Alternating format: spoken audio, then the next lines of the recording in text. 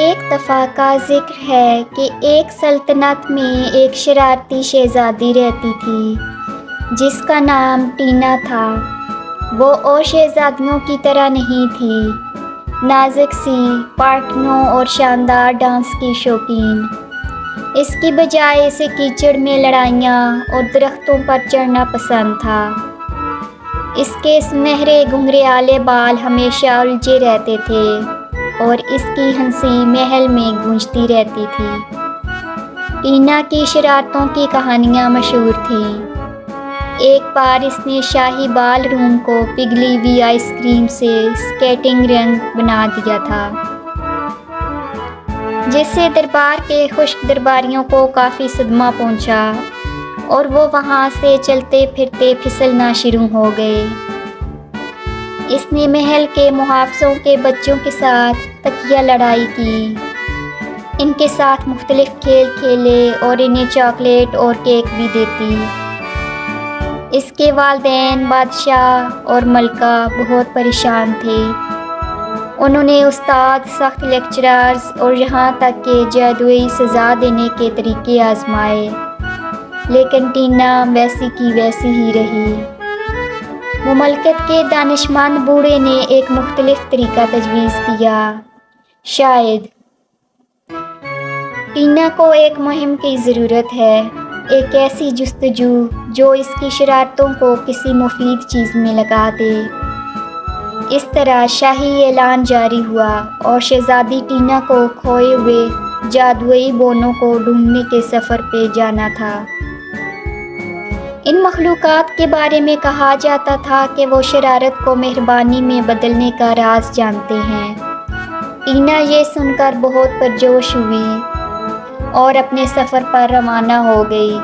اس کا سفر جادوئی جنگلوں سے ہوتا ہوا گزرا، جہاں دن میں تتلیاں اڑتی اور رات کو جگنو رقص کرتے۔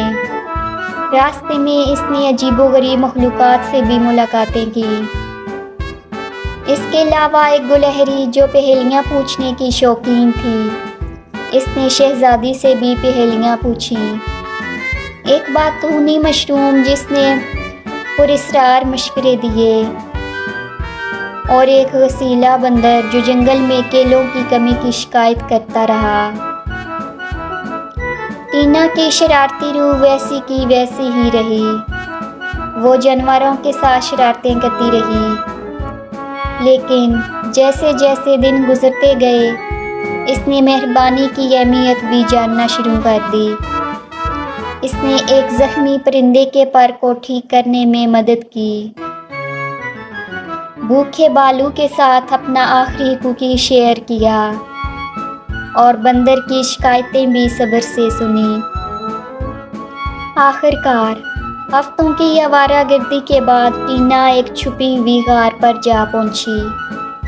اندر اس نے کھوئے ہوئے جادوئی بونوں کو پایا، چھوٹے داڑھی والی مخلوقات جو بے جوڑ جرابیں پہنتے تھے اور چاند کے بارے میں گانے گاتے تھے۔ ان کے لیڈر نے اسے شک سے دیکھا۔ تم کیوں آئی ہو شرارتی شہزادی؟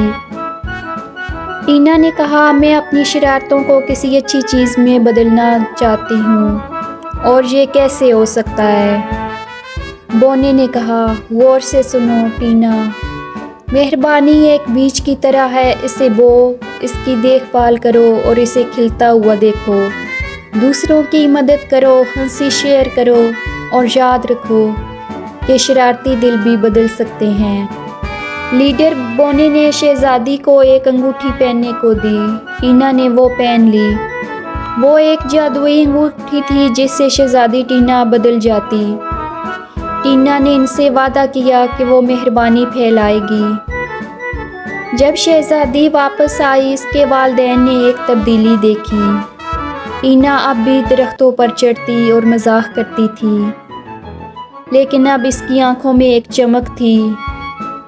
اس نے مملکت کے لیے جادوئی ضیافتیں منعقد کیں، جہاں ڈریگن کیک پیش کرتے تھے، تتلیاں اور جگنو رقص کرتے، اور چاند خود تفریح فراہم کرتا تھا۔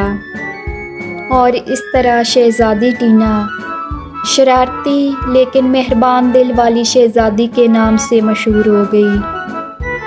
بونوں کی دی ہوئی انگوٹھی اس نے پہنے رکھی، اور جہاں تک کھوئے ہوئے جادوئی بونوں کی بات ہے، کہا جاتا ہے کہ وہ کبھی کبھار محل میں آتے، چھوٹے قدموں کے نشان اور پراسرار تحفے چھوڑتے، جیسے کہ جرابیں اور چاندنی کے برتن۔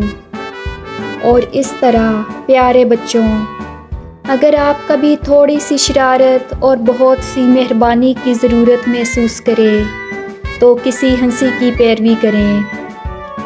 یہ شاید آپ کو شہزادی ٹینا اور اس کی جادوئی دنیا کی طرف لے جائے، اور شاید کوئی بونا آپ کو بدلنے کے لیے آپ کا منتظر ہو۔ Subscribe my channel and press the bell icon for princess and fairy tales.